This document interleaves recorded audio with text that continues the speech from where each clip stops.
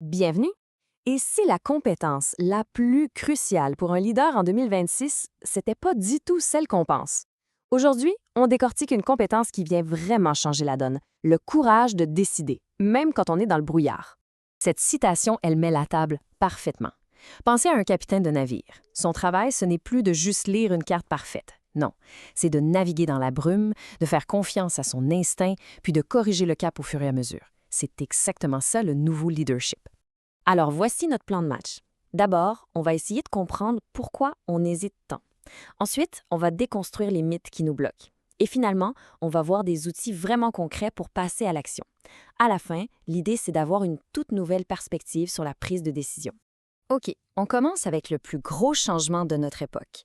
L'indécision, ce n'est plus juste un petit défaut de caractère, là. C'est devenu un vrai boulet stratégique. Attendre, c'est prendre le plus grand risque de tous. C'est le grand paradoxe de notre temps. On est littéralement inondé de données, de chiffres, de rapports, mais on a soif de décision. On attend le signal parfait, la certitude à 100 puis pendant ce temps-là, le monde, lui, il avance sans nous. Voilà la vérité qui dérange. La certitude, c'est une illusion. Ça n'existe plus.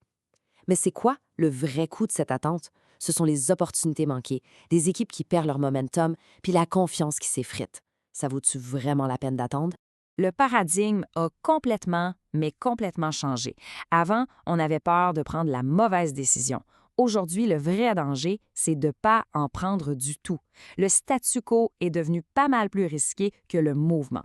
Mais alors, pourquoi c'est si difficile de décider? La réponse, elle n'est pas dans un fichier Excel. Elle est câblée directement dans notre cerveau.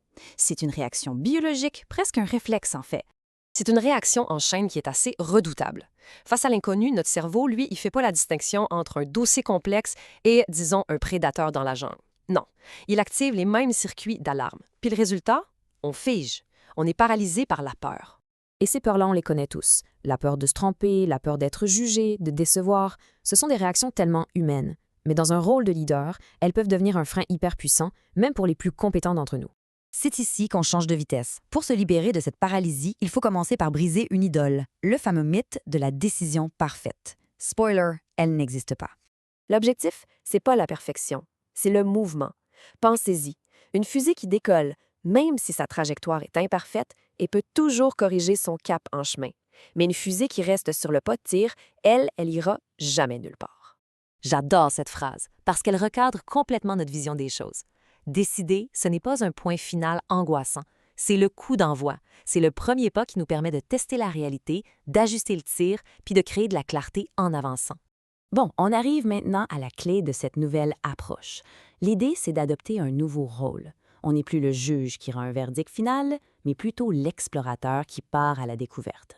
Quand une décision devient une hypothèse, eh bien, la pression tombe d'un coup. L'objectif, ce n'est plus d'avoir raison à tout prix, mais d'apprendre vite.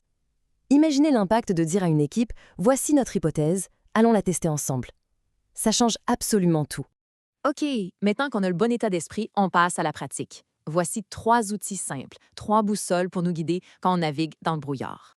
Le premier repère, il faut donner une direction, pas une carte détaillée avec chaque petit détour.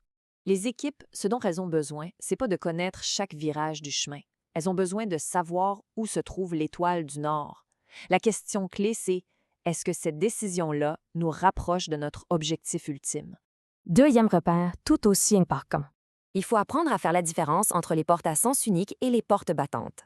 Changer de fournisseur de café, par exemple, c'est une porte battante. On peut toujours revenir en arrière.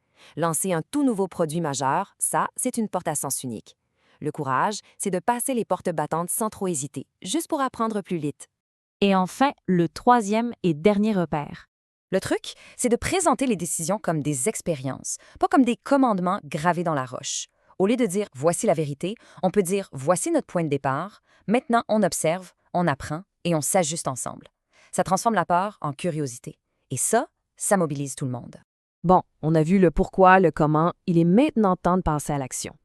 Alors, pourquoi ne pas se lancer un petit défi pour le mois qui vient? Prenons juste un instant pour réfléchir. Quel projet, que ce soit dans la vie professionnelle ou personnelle, est bloqué en ce moment par cette fameuse quête de la perfection? Où est-ce que la peur de l'erreur nous empêche d'avancer? C'est exactement là qu'il faut commencer. Et on termine avec cette idée-là, qui est vraiment essentielle.